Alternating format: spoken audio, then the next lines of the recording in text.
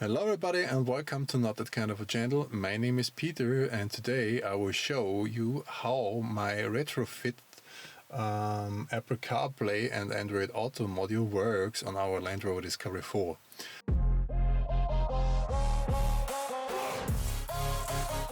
I have to correct myself because in my install video I said that it's not possible to connect the Android phones by a wireless connection to this module.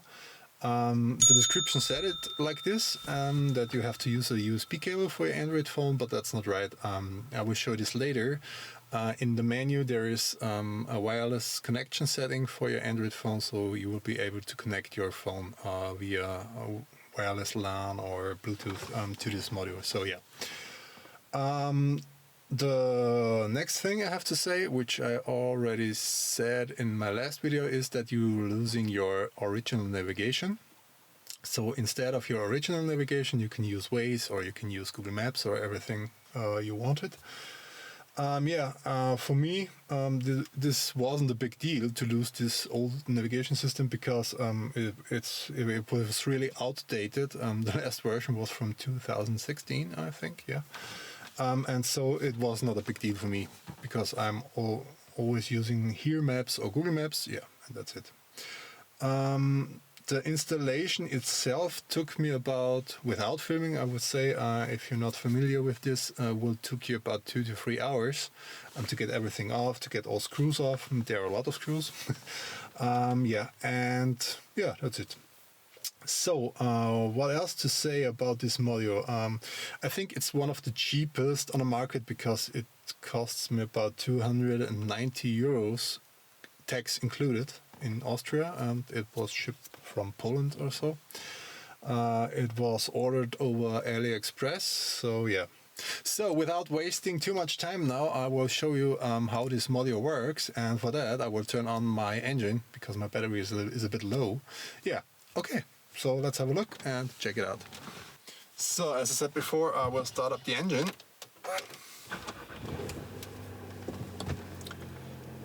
Could be possible that my phone is already connected. No, it's not. That's cool. So what you have to do when you have installed this module, for the first time you should connect your phone via the USB cable to the module, so you get faster in it and you can then set up your wireless connection.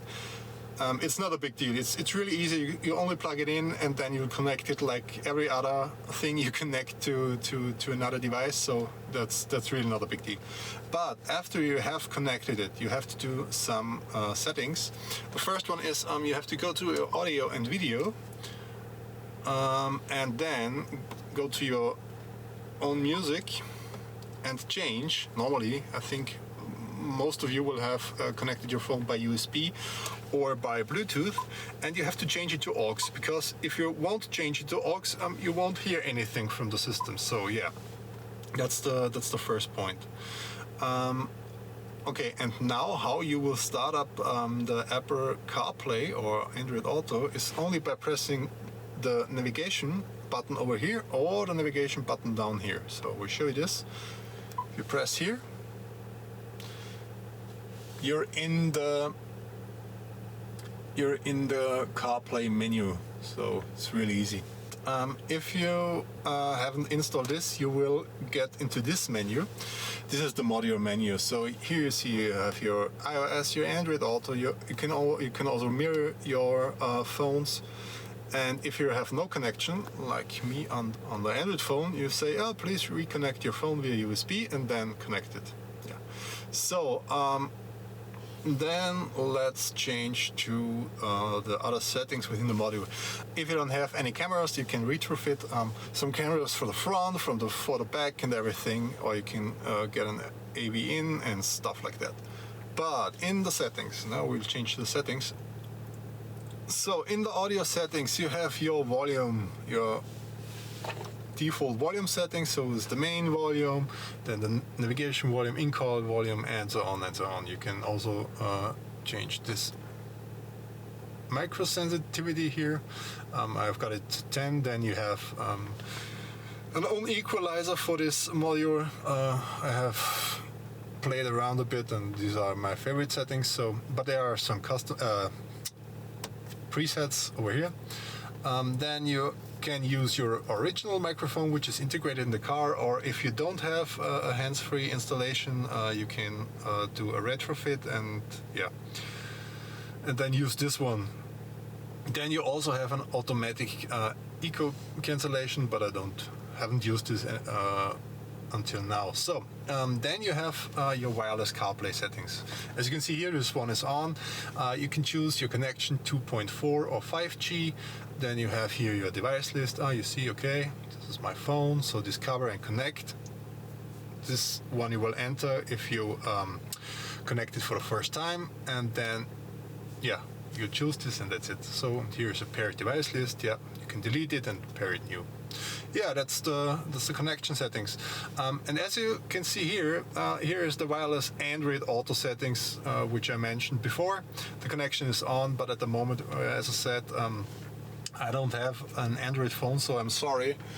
But as you can see here, you can also pair this your Bluetooth. Then you have some advanced features. These advanced features are for some retrofit things like retrofit rear camera, front cameras, and so on. And if you want to do this, if you want to connect them to this module, you can turn these things then on, and then it will be displayed. But in my case, I only have my original camera. As you can see here, this one is activated. And that's it. So then let's go back. Then you have some user interface settings. You can choose your driver position, left or right, and you can choose some wallpapers if you want. You can add new. Then you have the language. At the moment it's English, so you can choose German or Portuguese or whatever. Then is the information. This is which version is installed, and you can also update this, but I have to figure out how I do this. I had no time for looking how to do this. You can reset your module, and I don't know what this is because in the description it's not mentioned. I think you can do some presets maybe, but I don't know exactly for what this is. So and to scroll, as I said in my first video, you have to push your finger on your display and then swipe. So, and now let's go back to iOS. This is the Apple CarPlay menu, and I think some of you will know this already. With your phone, with your maps, with your settings, and in my case, with WhatsApp, Waze, here we go, Skype, Spotify, and So, the settings,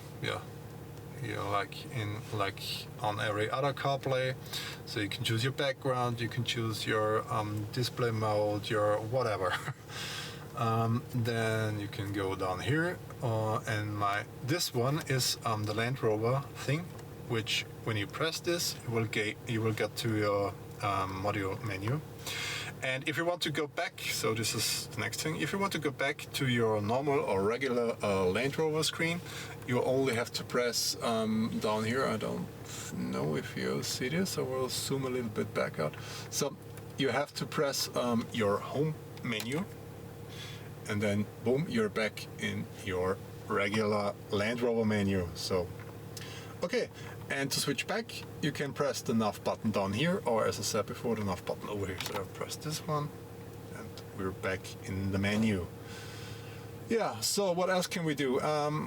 I will show you how, in my special case, Spotify is working. You can see here, I turn up the volume, and you get the original one. So you don't get the CarPlay volume, you get this one. But then let's go to Spotify. Oh, didn't push it. So then I will take, what will I take? I will take last heard. So, well, let's take this song and now turn up the volume. And you see it's really pretty smooth working, so yeah.